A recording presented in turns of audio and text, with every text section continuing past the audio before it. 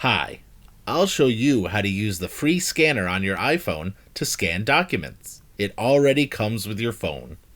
First, open Notes and select a note if you already have one, or create a new one by clicking on this paper and pen icon. You can name the document.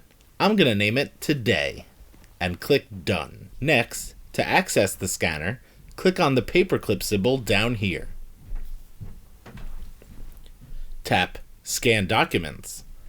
Place your document in view of the camera.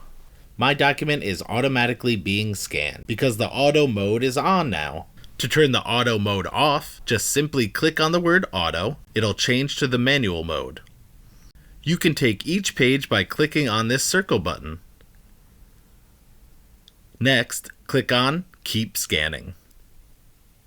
If you want to continue scanning, click on the circle button to scan. Otherwise, click Save to save the document. Here are the files. Click on the arrow above them to share them or save them to files.